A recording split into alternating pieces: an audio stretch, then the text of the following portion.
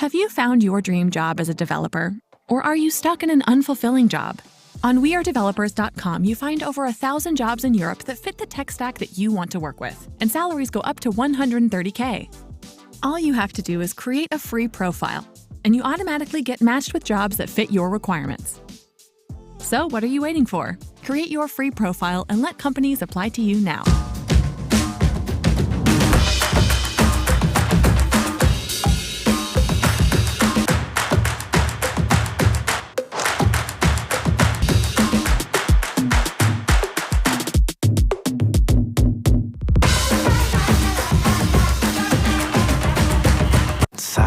Zeiss.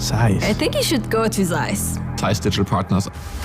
Be amazed of knowledge, industries, manufacturing, optics, hardware, software, AR, VR, Machine Learning, infrastructure. Ich will nicht aufstehen und irgendwie mir denken, scheiße, ich muss meinen Job machen, sondern was kann ich heute machen? You will make it happen. Do it.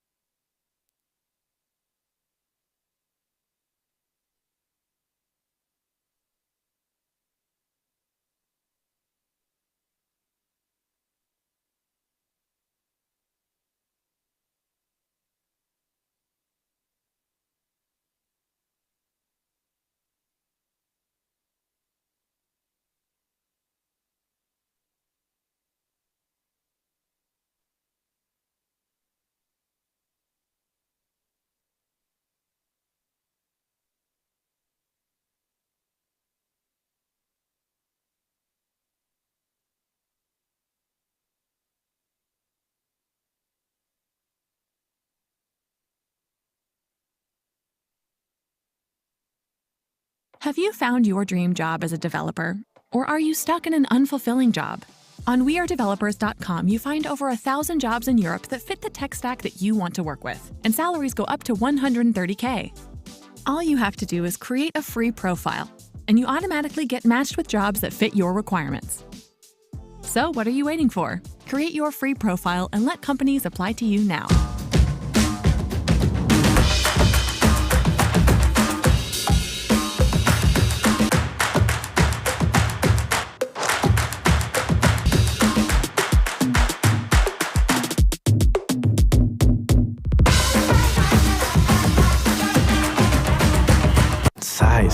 Zeiss. Zeiss. I think you should go to Zeiss. Zeiss Digital Partners.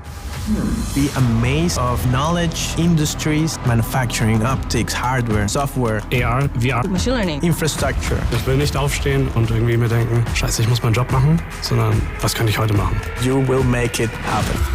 Do it.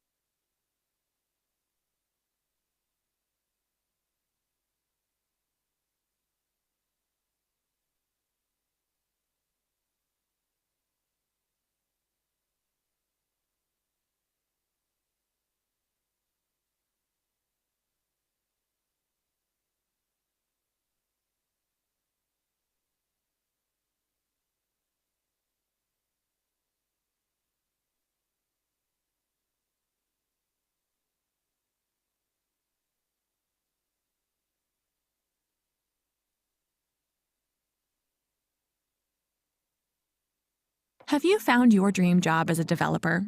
Or are you stuck in an unfulfilling job? On WeAreDevelopers.com, you find over 1,000 jobs in Europe that fit the tech stack that you want to work with, and salaries go up to $130K. All you have to do is create a free profile, and you automatically get matched with jobs that fit your requirements. So what are you waiting for? Create your free profile and let companies apply to you now.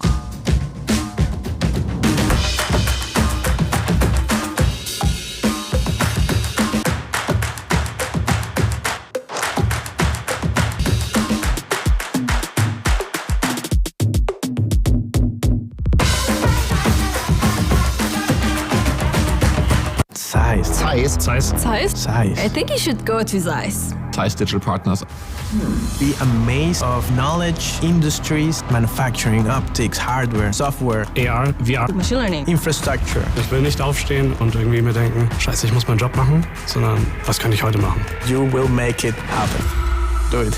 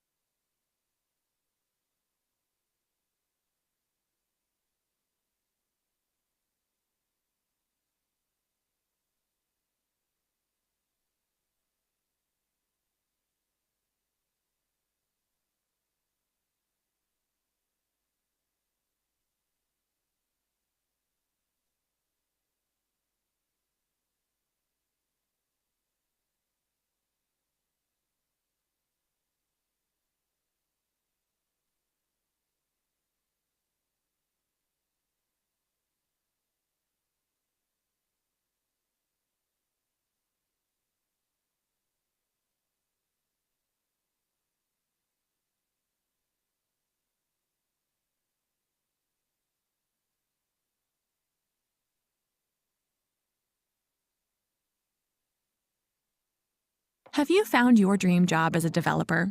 Or are you stuck in an unfulfilling job? On WeAreDevelopers.com, you find over 1,000 jobs in Europe that fit the tech stack that you want to work with, and salaries go up to $130K. All you have to do is create a free profile, and you automatically get matched with jobs that fit your requirements. So what are you waiting for? Create your free profile and let companies apply to you now.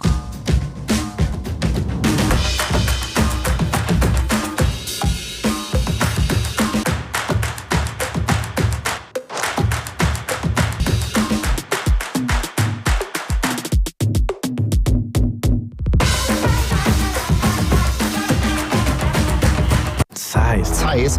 Zeiss? Zeiss. I think you should go to Zeiss. Zeiss Digital Partners.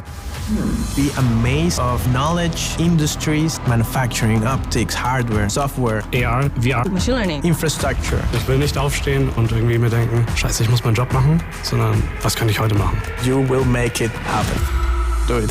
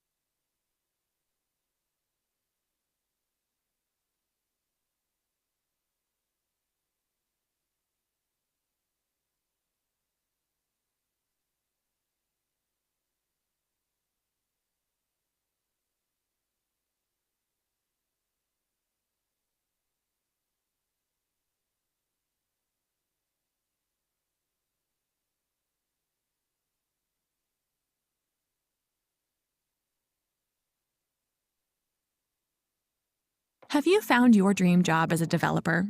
Or are you stuck in an unfulfilling job? On WeAreDevelopers.com, you find over 1,000 jobs in Europe that fit the tech stack that you want to work with, and salaries go up to $130K.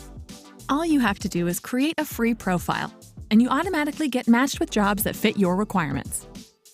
So what are you waiting for? Create your free profile and let companies apply to you now.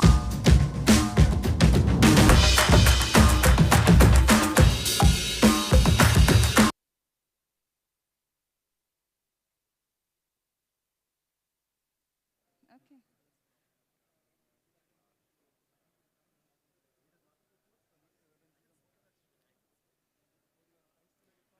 You're doing live coding, right? Live coding. Yes. So Daniel and Marcus.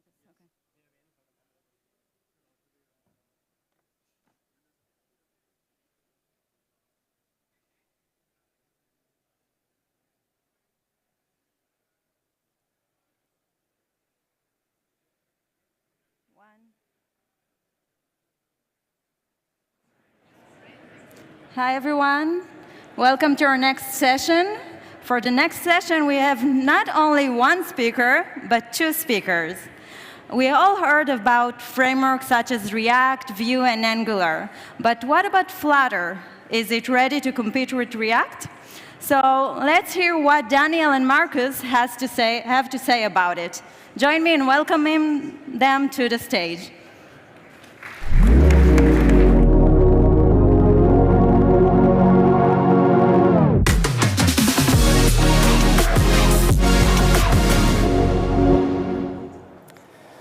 Yeah, hello everybody. Hello Berlin. Welcome to our talk. Is Flutter ready for the web yet? A live coding comparison between Flutter and React. My name is Marcus, and I'm today here with Daniel Eichinger, a dear colleague from me. Daniel is replacing Thomas Hinterwimmer because he could not make it today over here. So Daniel is a very experienced software engineer working together with me at the Audi Software Development Center. And he is a software engineer since over 10 years and is working together with me since 2 years.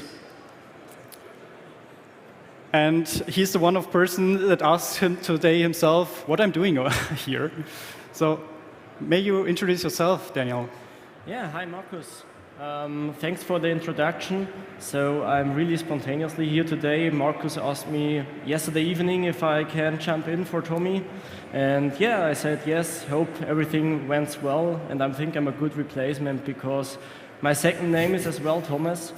So hope it went well today. I worked with Marcus the last 2 years together at the Audi SDC. We both work as full stack web developers there. But Marcus always had the talent to the mobile app development. And then the last year he said a lot of times something about Flutter and what you can do with it. And I was really curious about, okay, what is this Flutter? And can I use it for the next web project, Marcus? Yes, Daniel, that's a very good question. And you're not the first person that asked me this question. A lot of colleagues from different departments are coming to me and say, hey, you're doing Flutter. Can I use it for my next project? And I wanted to say always, sure, why not? Flutter is great. Flutter is awesome. Let's just use it. But the actual answer was, it depends. And on which aspects it depends, we will have a look on it now so that it may help you guys over here to make a decision in the future. So, but first let's jump into the basics and answer the first question, what is actually Flutter and what is React? So according to Wikipedia, Flutter is an open source UI software development kit. It was created by Google in 2017. And it's a cross-platform software development kit where you can develop software for Android, iOS, Windows, Linux, macOS, and also for the web. And that's why we are here today. What can you tell us about React? Yeah, from a Wikipedia perspective, React is an open source library for front-end development in JavaScript. It is maintained currently by Meta, formerly from Facebook. The initial release was in 2013 in May, and it can be also used for cross-platform development when you use React Native. Yeah, we can see that React is also a bit longer on the market, so that's why it's spread more at the developers, so they have more knowledge in it, and Flutter is the newcomer, but it's also already a long time in the market. Yeah. So the next thing is what is similar? What do they have both in common? So as we already heard, they can be both used for cross-platform application development. They share the same programming paradigm. So we are doing declarative programming. So we are more thinking about what you want to do and not how you want to do it. We will see what this means later. They share also the idea of having components or widgets at UI elements. They are very similar. And you usually have to think that widgets are like ordered in a tree. So there's a hierarchy, you have parents, children, and properties are usually passed from top to bottom down. They are both popular. Flutter is getting more popular the last years, more and more. They are both open source and yeah, baked by big players, Google and Meta. So what is different? So you're usually writing your Flutter application with Dart. So Dart is a programming language also from Google, founded in 2011. But for the web, it gets compiled to JavaScript. And if you look into the HTML DOM, you usually find only a bare set of HTML elements like head, body, what everybody knows, I think, here in the room. And the main part, the UI, is actually rendered by Flutter. So depending on the renderer, you have a HTML canvas or the canvas kit canvas. We will see later what this means. And usually you have your code and your styling together in one code base. So this is one of the differences. And yeah, about React, what can you tell us, Daniel? Yeah, so React is native JavaScript, or you can also use TypeScript, what we also see later in the demos. It can be transpiled to JavaScript then. And what React does, it compiles to native HTML elements. And React is not React Native, so React Native is a different project, what you can use for cross-platform development. And for the code, it is divided into the logic and structural part, and also the styling part, CSS. So there is a huge difference, I would say. Yes. Yeah. So I have my logic in JavaScript usually, right? Yeah, you have something like called JSX, that you have the logic and the structural part, and then you have CSS for the styling part. Yeah, interesting. We will see what this means later. So for this talk, we decided, OK, let's compare them both, and which are the aspects that we want to compare. And we said, OK, let's create a basic application. Let's create some widgets, some components. Let's fetch some data. Let's manage some state, at least a little bit of state. Then we wanted to compare the dev experience, so the ecosystem with all the libraries and maybe some styles that are also in your, I don't know, company CI or something like this. Tooling, we are talking about debugger and all other tools that help you developing your application. And also for us at the Audi Software Development Center, it's very important, the part of testing, because we are doing test-driven development. So we also need a good library that is testable, or where you can write tests in a very simple way. And the last part is the user experience. So we looked at, OK, which browsers are supported by each framework. How's the performance? We will see that later. And can you do responsive design? Because usually you want to create one application, and then that transforms to a proper mobile and desktop solution. And last but not least, accessibility. So this is a very important topic, and every application should have a proper accessibility part. And we also wanted to have a look, OK, do both frameworks fulfill this requirement or not? So we created a very, very small basic application, and we will see from Daniel what this means in HTML and React. So I think we first jump into the IDE and have a look at the default, our web example. So you see here the default tags like a head and body, some default elements like a heading, an image, a break, an input, button, and a link. So nothing special here. And if we have a look here into our app and see in the browser, we see here also our elements that respects from the IDE directly. See it here in the browser, what we saw before in the IDE. If we now compare it with React here, then we see, OK, you have something like an index, which is rendering an app. And in the app, you return this JSX. And that's also the same elements, only one div more maybe, but you have the default heading, image, input, and button. And in the end, we see in the browser, when it's built already, that we have the same elements here, only with some extra elements from React. But what my question is it in Flutter the same way? Do we also only see these elements?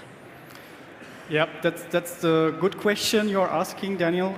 So I will head over to our Flutter application for this very, very basic application.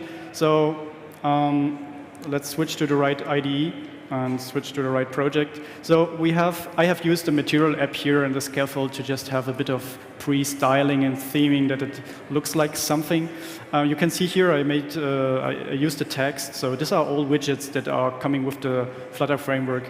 I said it's a headline 1 so that it looks similar to H1 in HTML. Then we have image network, text fields, elevated button, text button. There are multiple ways to implement an anchor that we have seen from Daniel. But that's actually all. And let's see how this looks like if you just start up this thing. So it looks different.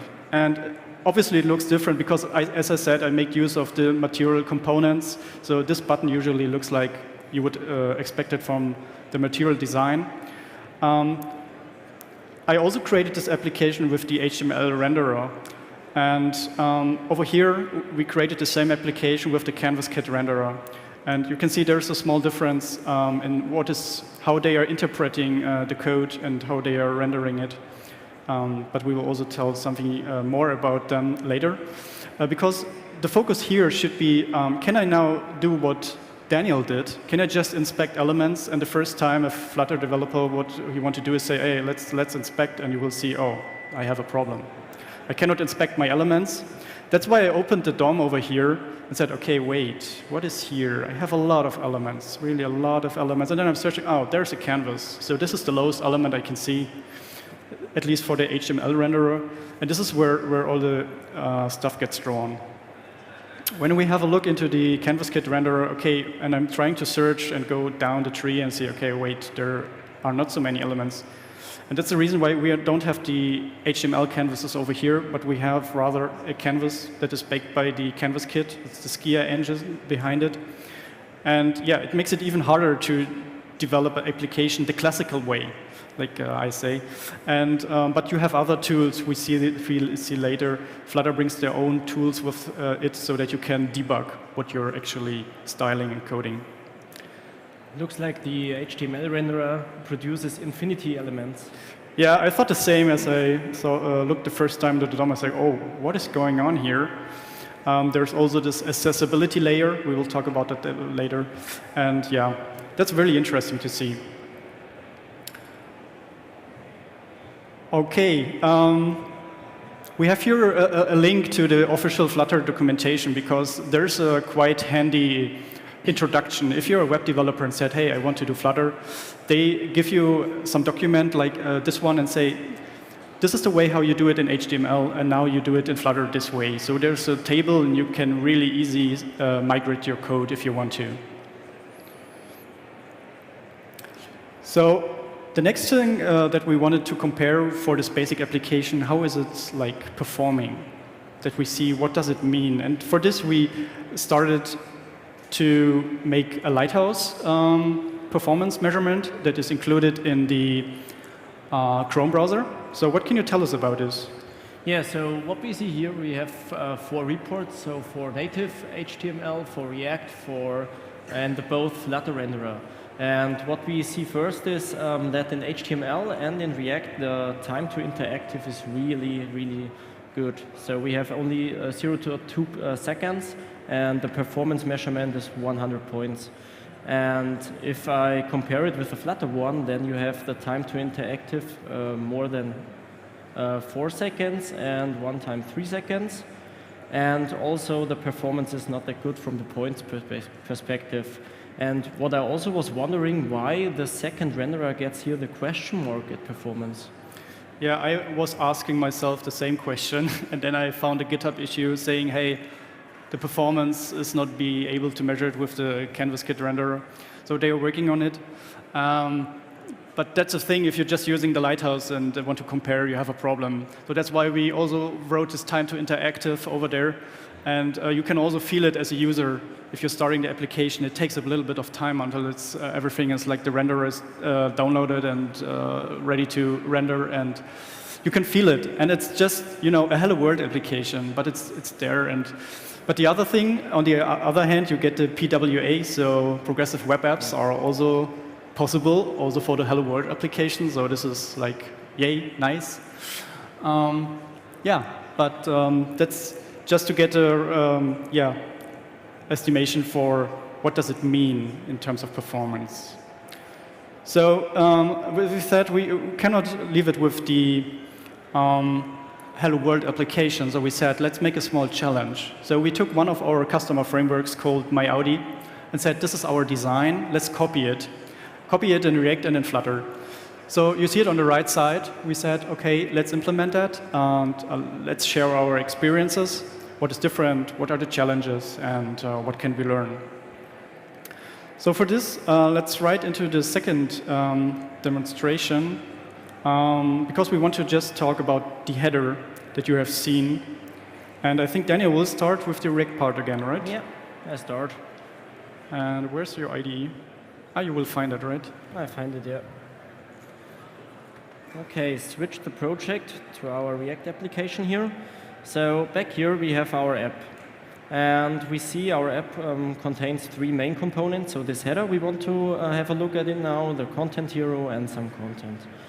And like Markus mentioned before, we have this property bubbling in React, like also in Flutter. And we want in the end to see a username in the header. And that depends on the current vehicle which is loaded in our MyAudi app. And how we can do that? So normally we use here some state, and we have already some default vehicle. I will start this now in the development mode. And then hopefully we'll see, and it's re-rendered, hello WAD. So it's already loading the default vehicle.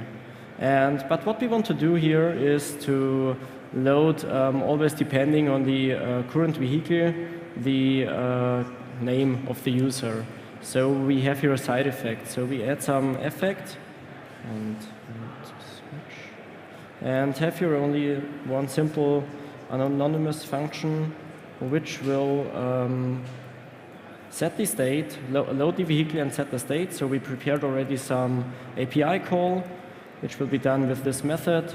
And afterwards, we get back a vehicle. And with this vehicle, we will set the state like this. What will happen here? It will, at the start, will load this vehicle and set the states. And then, as well, we want to have some dependencies at which the state should be updated. And that's, for example, first from the vehicle, from the current vehicle. Oh my God. From the vehicle, the user, the name is one dependency, and the other one is a refresh dependency. I don't want to talk about this now, but it will be updating the car in the content view. And when this is done, then we will get back here the name of the real owner, and it's Tommy, of the current car. Great. But I've seen that you just use a helper function. Can you tell me what is behind this helper function, actually? Yeah, so this one is only using some native fetch. So you see that the browser already brings this within since a few years. So we can directly fetch some API, transform it into a JSON, and parse it into our own model. So, and then, yeah, it's really cheap for us to get back then a model like this vehicle. Yeah, it seems very easy. Yeah. Good job. So let's see how this is done in Flutter, because we created the same application in Flutter. So let's switch the project.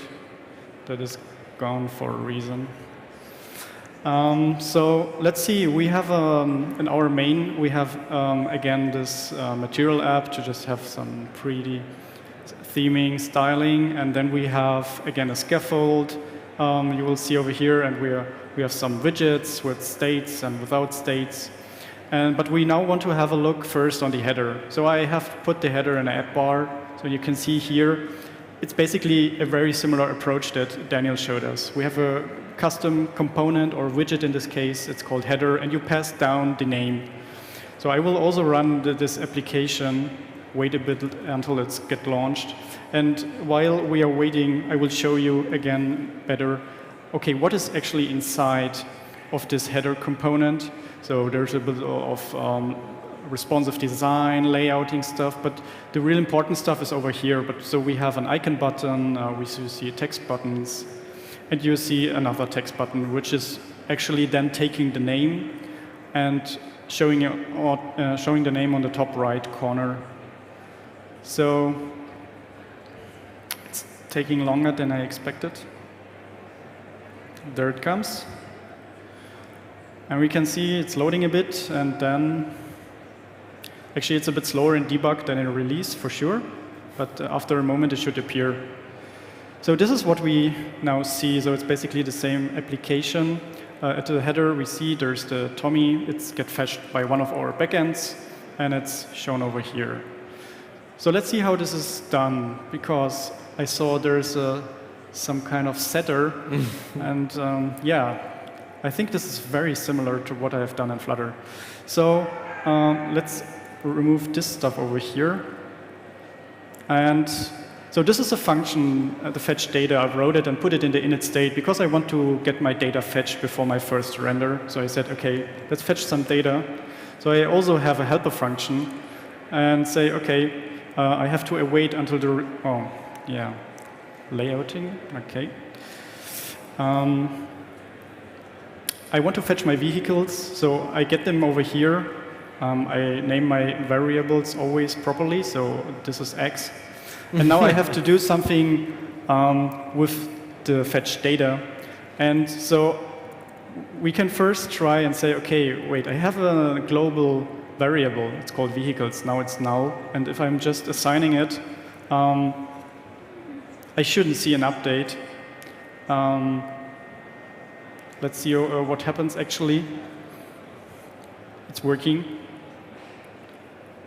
It's interesting. But normally what you need to do is you also have to call this set state. Because what is the set state doing over here? It's triggering a re-render. Because we have to say to the framework that data changed and that we want to have a re-render. So this is usually what I wanted to do. And then, yeah, as we expect, it works properly. And yeah, there's also more states that I didn't. Now let's see. Further is fetching. We put that also to false. Because there are other components that are reacting on this one, and we see over here, that's a programming error that I did because I didn't handle the null case. So let's fulfill all, and this should hopefully render properly. Okay, so this was the header and how to fetch data, update some state. We saw it's very similar, right? Yeah. All depends on the state. Yes. And I cannot use the fetch function, so I can show you the fetch behind it. Okay, there's the HTTP client. It's a dependency. I have to include the HTTP package, but then I can say client.get, and there I go. Then I can handle my response and say, okay, let's part it to a vehicle, and then we are done. Cool. So we have another demonstration. It's about user input, but we will not go into detail because of time reasons. But we just wanted to show you a bit more complex state update. What does it mean? So we have here the full-blown application that we implemented. And we have this function over here at the 3 dots that's called rename your car. So we can go here. It opens a modal, a dialog. And you can say, OK, hey, WeAreDevelopers. And let's save it. And in the background, it's making a call to our backend. And then it's actually doing a refresh, fetching the data again. So doing the GET request and then updating, doing a set state. And then we see it over here. So that's a bit more complex because it's like you have to, bubble up this state again. And so there are various ways to do this. and we will also tell you a bit about this also later. Yeah, I think in React it's nearly the same. So you have normally here in this page the state on the main app, like we saw, and then you bring it down via properties to the child component, have a callback, and then bubble it up the state and save it there, and then you have it. I hope this is working. It looks a bit different because, you know, we didn't put too much time into styling on this one. But let's actually see. Hello again. I didn't test that, so okay, it's working. Great. So yeah, it's a bit more complex than this classical set state, but it's working. You can do all this kind of stuff. Okay, bundling. So what does this mean? So we said, okay, we now implemented some code. We want to bring it to production. So how do I do this? So maybe we look first again on React. Yeah, we can do that. So on the React side, like we saw before maybe, we created this app with Create React Apps. So we get out of the box some default behavior, also some configuration. We get this React scripts. And the React scripts under the hood uses some default configuration in Webpack where we can bundle the files. And in the end, we get this nice command like build, and we only say, okay, we will, oh my God, we will only say npm run build, and we will get out of that a static build. What we can do with that, we move it to a web application server like Nginx, and then serve it directly on production. Only some maybe tweaks like we need to read environment variables or stuff like that, but in the end we get it out of the box with Create React App. Is there also an alternative for Flutter like this? Yeah, because this looks very easy, I have to say. So everything is already set up, right, there, for you? yeah. Yeah, it's really similar. So let's switch back to our Flutter application, open a terminal, and you can see that I already tried that. So we are basically doing on the command line Flutter build web, and then it knows, okay, I have to do a web build. I will hit it because it takes a little bit of time. So usually you would, at this point, you can decide which renderer you want to use. So we talked about HTML renderer and CanvasKit renderer. So if you don't pass any arguments, it will make an automatic mode. So it will choose depending on the device you're hitting with your web app. So for example, on the mobile, it will use the HTML renderer, and on desktop, it will use the CanvasKit. It has performance reasons. But you can also override this behavior and say, no, I just want to have the HTML renderer, or no, I just want to have the CanvasKit renderer. This is what we have used in our demonstration to show you on the desktop client the differences in the performance. So the web app is built, so we see over here in the build folder, this is all that I need to deploy, so I just copy and paste it to my Nginx, for example, and it's running. And this is what we already have shown to you, because we have all our own small backend running on localhost. And fun fact, it's also done with Dart, so you can also make a backend with Dart.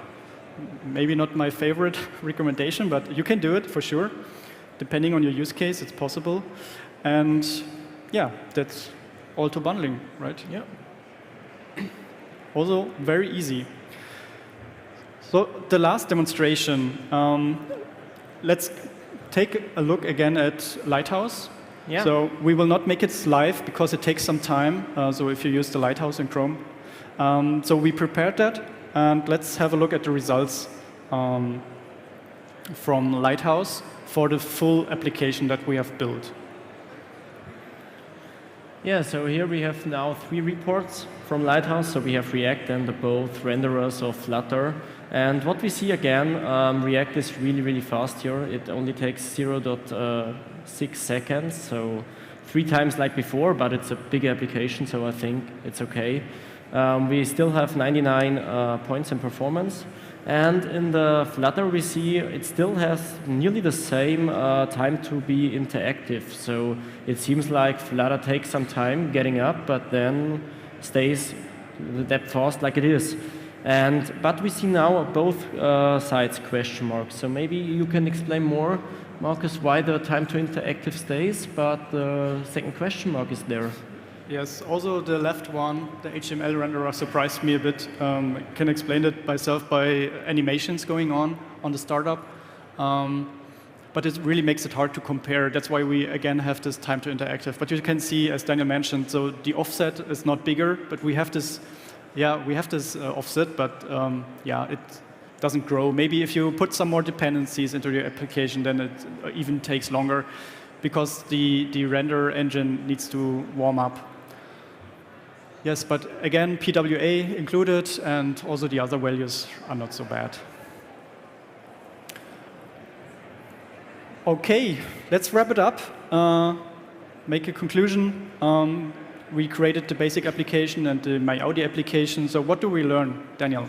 Yeah, so from the create component side, I think React is really easy, so it stands for components.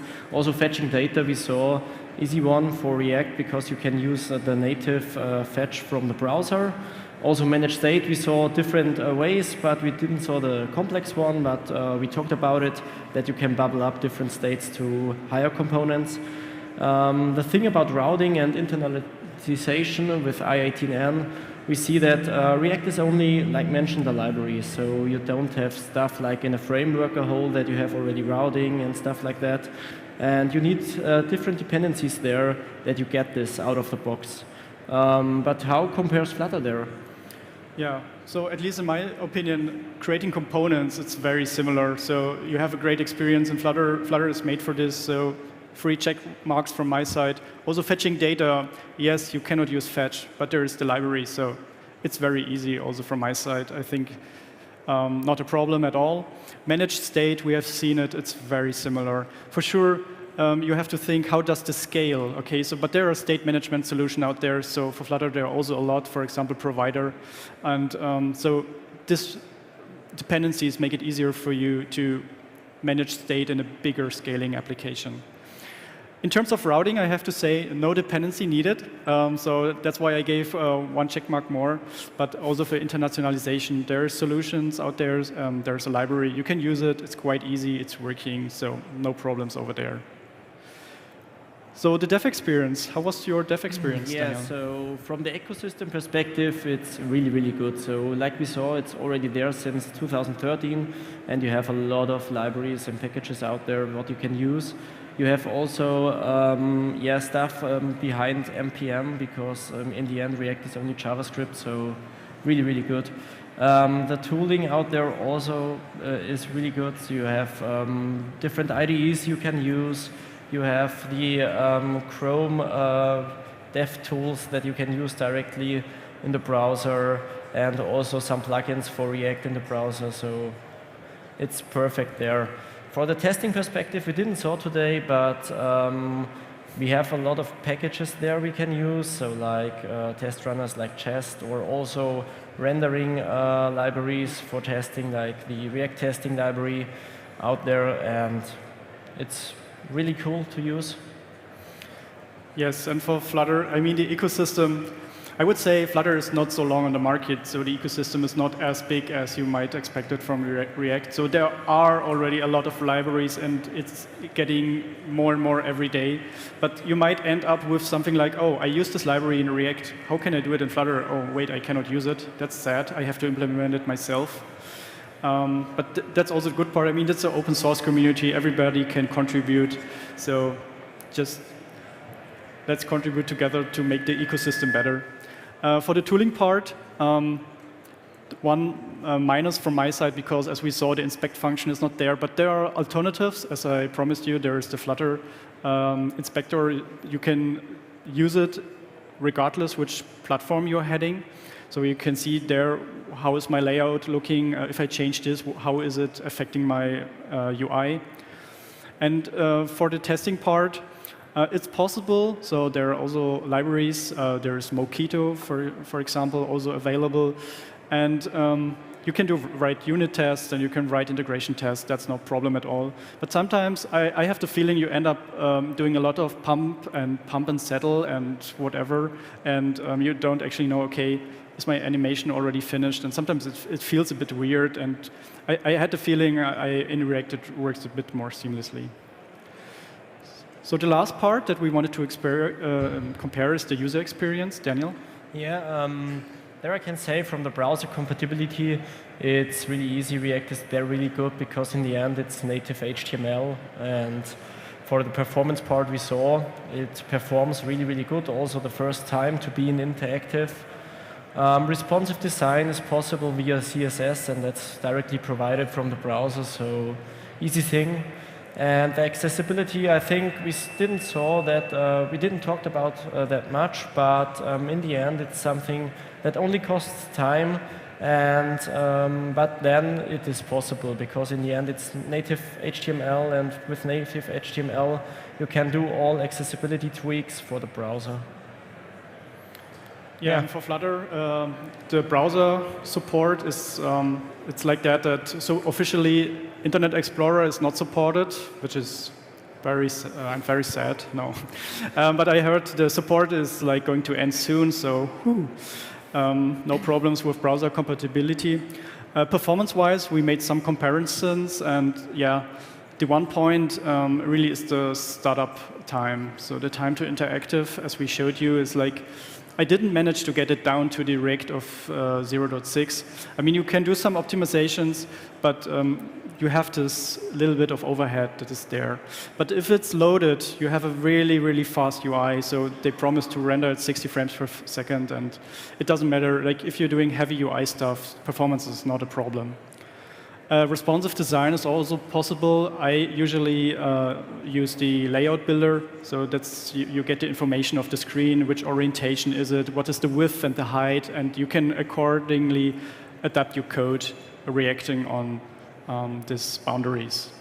And accessibility, that's a really important topic, and one colleague said to me, wait, we cannot use Flutter because accessibility support is not there. And yes, in the past it wasn't there or not there so good, but they really made a good job to that it, yeah, it's getting better. And we tried it out with this demonstration, and it works fine with Android and Google devices, with TalkBack, or also on this Mac OS device with the speech output. So everything gets read out loud that you can see on the screen. But you have this weird accessibility layer that you first have to activate, and I would say it's on a good road, and it's getting better and better every day. So our recommendations, the last slide, when to use what. And my recommendation for Flutter, if you're going to build a single-page application or a progressive web app, you can for sure just start with Flutter. It's not a problem, it's made for this, it's perfectly fine. As I mentioned, if you're doing heavy animations and UI stuff, the engine, the render engine is there. It's very high performance, and I would recommend using Flutter. If you're using or want to make a companion app, if you have, for example, already a mobile app and say, I want to reuse a bit of code to make a web application, you can use Flutter, because you can just copy over the code or reuse it and build it for web, and it's done. And then you can very efficiently have a second website or something else. And if you're considering doing cross-platform in the near future, and you know, I will do it for sure, then you should stick to Flutter, in my opinion, because it's made for this. It's perfectly fine on every platform that is out there, yeah, it's great. And our recommendations for React? Yeah, I think you should use React when web is your primary target. Also, when you have two different applications for mobile and web, then you can also use React for the web part. You want to have the good performance and the good web accessibility, and you have already invested heavily in web-based solution, and you only want to switch some library or something like this, then maybe you get better with React. Yes, and you sometimes, if you're heading to a new platform with Flutter, and then it's the first time you're running it, and then you feel, wait, it doesn't feel native, right? So they're trying to imitate the behavior. Text input fields were a long of time feeling a bit weird, but they're working on it and getting better and better. So it feels native, but it's actually not.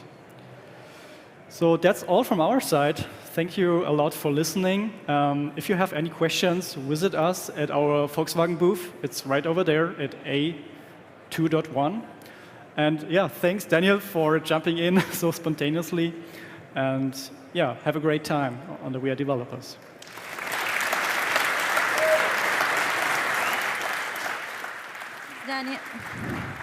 Thanks, Daniel and Marcus.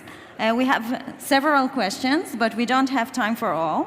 And there were a lot of questions about accessibility, such as what about accessibility? Is there accessible HTML? Can you select text, etc.? Yeah, as I already mentioned, so we tried a lot. How can you use the talkback function? So it's fully implemented. So for example, for this application over here, let's see, that we showed here, it was not a problem to get to read out loud Tankfüllstand Benzin and all the text elements that you can see. So accessibility, I would say, is great. But if you try to use some tools that are evaluating accessibility, you always get a bad result. Because for example, if you're deactivating JavaScript, or accessibility is a very big topic and it can get very complicated, but standard tools are first giving you a bad points. And but my recommendation is try it out, use a screen reader, and just see, does it suit all your requirements? Okay. And how does responsiveness work in Flutter for a web project? Yes, we also implemented this on the header.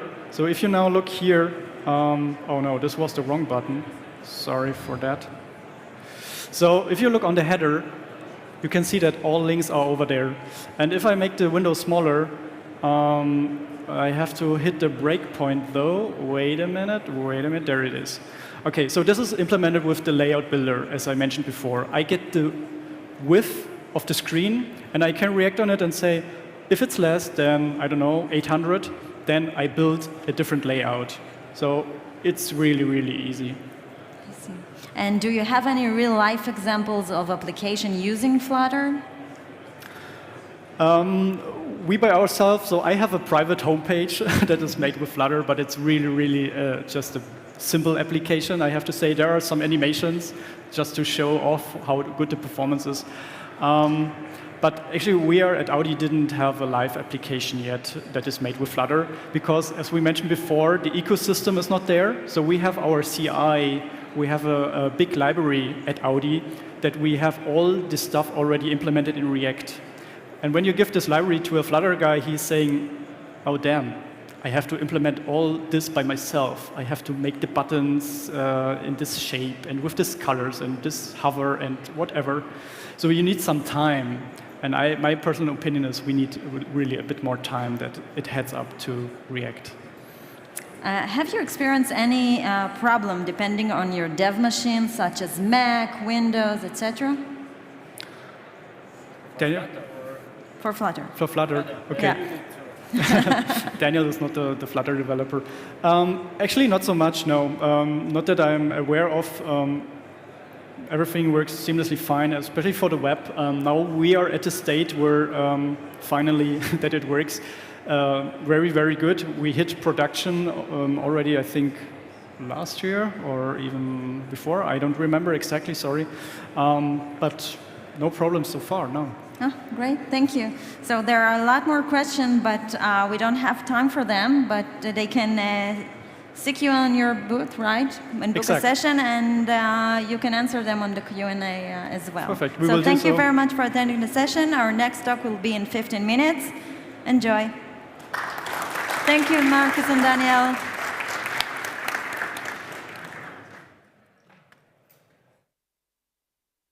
Have you found your dream job as a developer? Or are you stuck in an unfulfilling job? On WeAreDevelopers.com, you find over 1,000 jobs in Europe that fit the tech stack that you want to work with, and salaries go up to $130K. All you have to